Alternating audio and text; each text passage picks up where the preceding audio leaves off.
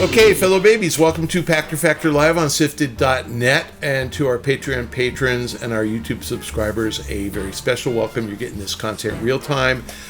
We appreciate your patronage. If you aren't a patron, or you are, please remember also to link your Amazon Prime account to your Twitch Prime account. That's free for you. It costs nothing. Amazon pays, not you. You already paid. So deploy the money you already gave to Amazon and get them to give Shane a little bit of it by connecting those two accounts. Our question today from Sifted from Joaquim Dragoon.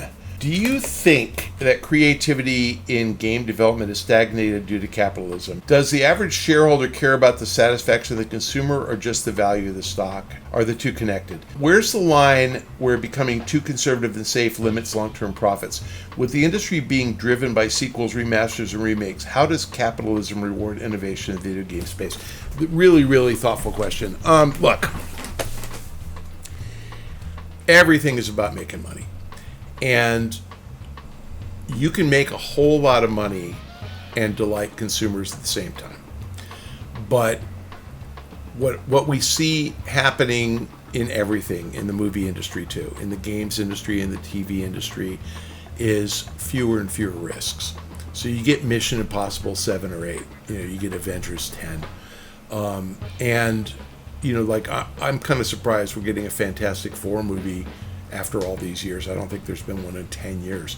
Now, why? Because it's deemed a risk. It's like, the last one didn't work. It was that Silver Surfer. I can't even remember, but it was bad. It was like 06 or a long time ago.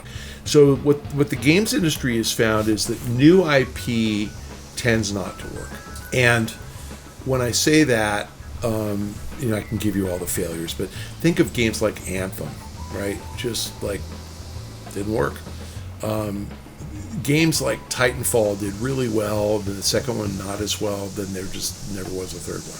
It's really hard to come up with new IP. Skull and Bones, bad, right? It's really hard. They're really, really afraid to make anything, and that's why you get Mission Impossible 7 and 8, James Bond 25, that there are proven formulas that work, and the games industry has fallen into that trap. So I remember back in 2004 or 5, EA said they were going to make 49 different games, and now they make 4. I'm exaggerating, it's probably 10, but they make very, very few. They made 49 back then, and now they're just like, we can't do it.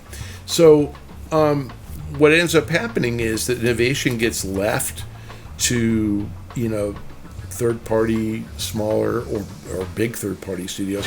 This episode of Pachter Factor is brought to you by DeShazer Ryan Realty. It's time to find out why everyone is buying homes in Montana. Right now, Doug DeShazer has a beautiful single-level home with a triple-car garage available in the best neighborhood in Libby, Montana. This custom 3-bed, 2.5-bath home has a 500-square-foot patio for entertaining.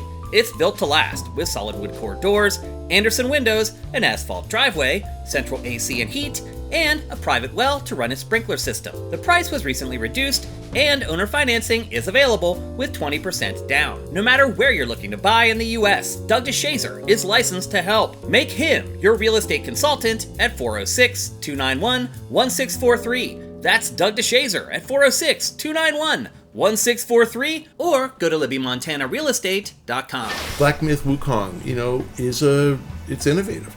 Even Baldur's Gate 3, even though it's based on source material, it's new and innovative and different, right? Elden Ring, those aren't made by EA or Take-Two. Those are made by pretty scary, innovative third parties. James Cameron can make any movie he wants because he's James Cameron. But my God, nobody wants to take a risk anymore. Yes, creativity is dead. And I think that probably the most important is that we are seeing fewer and fewer studios, and we're seeing much bigger staffs.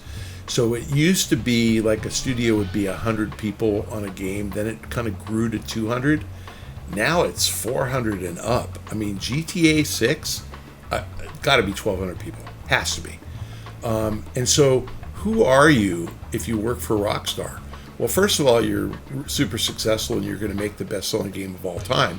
But what did you do for that game? you're one of 1,200 guys.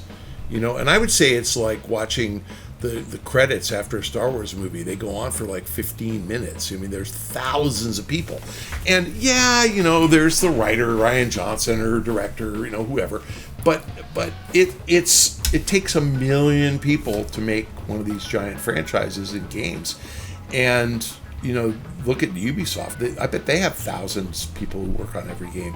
It's gotten to the point where there's almost no creative people. It's cookie cutter formula. Call of Duty, look at what happens when Call of Duty moves on to like space or future, advanced warfare. Those are the games that don't work.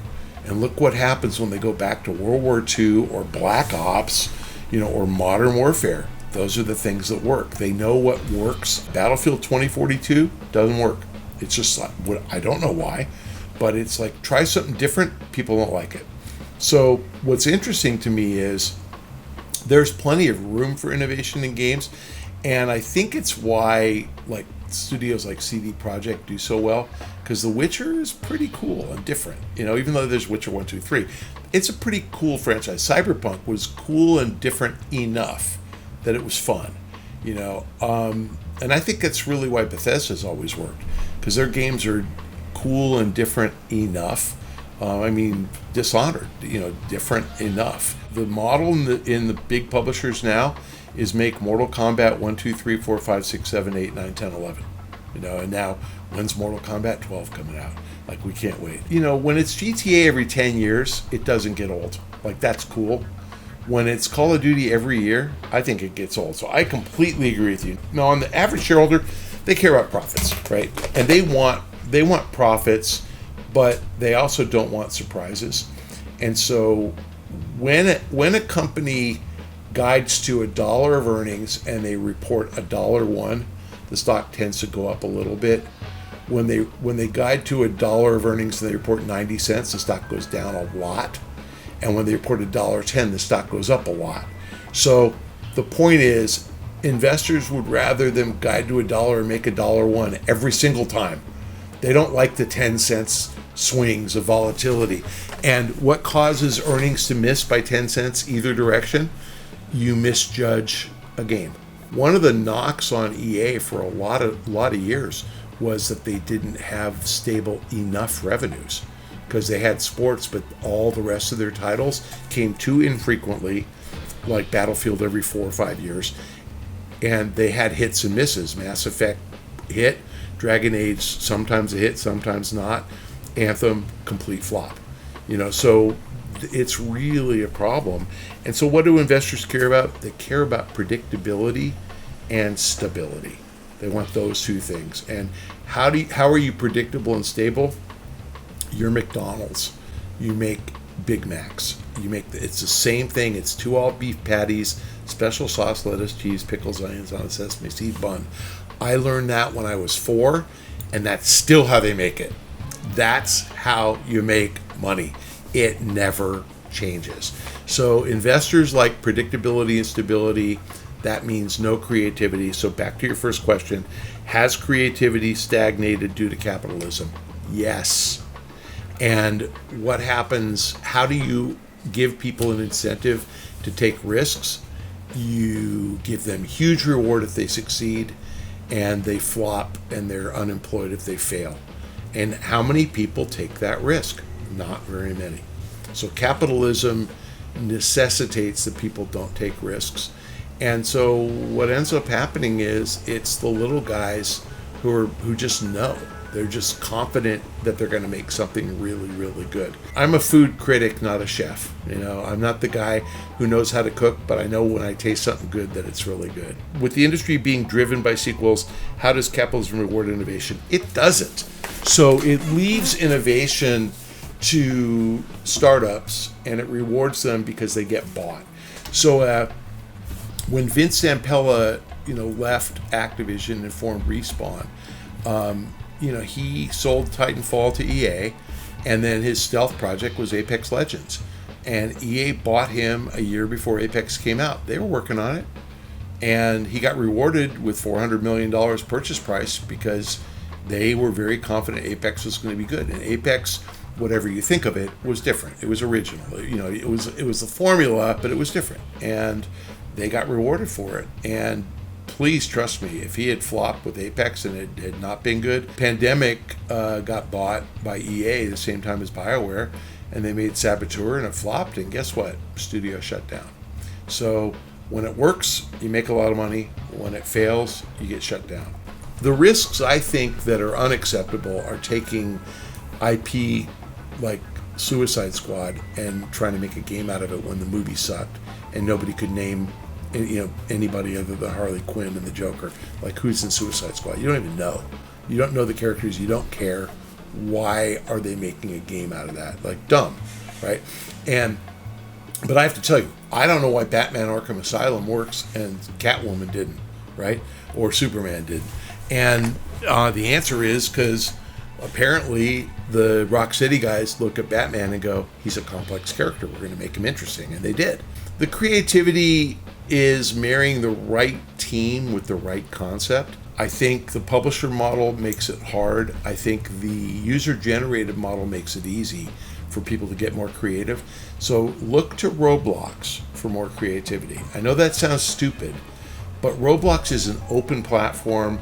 You can come up with a horror game, you can come up with a gardening game, and it's kind of unlimited in how clever and creative you can be. I get that you don't get the same robustness of gameplay as you get from Baldur's Gate or Elden Ring, but I think that there's, as long as we have an outlet for users to get super creative, you're gonna get something. I would say the Nirvana is still Steam. Like, just create any game and you can put it on Steam, and there's really a lot of hidden gem PC games that are really phenomenal. Thank you for joining us on Pachter Factor. We really appreciate anybody who is a Patreon patron or a YouTube subscriber. All the rest of you, plus those guys, please remember to link your Amazon Prime account to your Twitch Prime account. It is free for you to do so. Take advantage. You've already paid Amazon. They're sitting on your money. They're earning an ungodly amount of return on your money. Have them give a little bit of that to Shane. Check out the instructions on how to do that in the show description below. Stick it to Amazon. If you haven't done it in a month, you got to do it again. So please do it right now. No excuse unless you have to go to the bathroom. Any other excuse, link those accounts now. My fellow babies, thank you for joining me on Pachter Factor. I'll see you next week.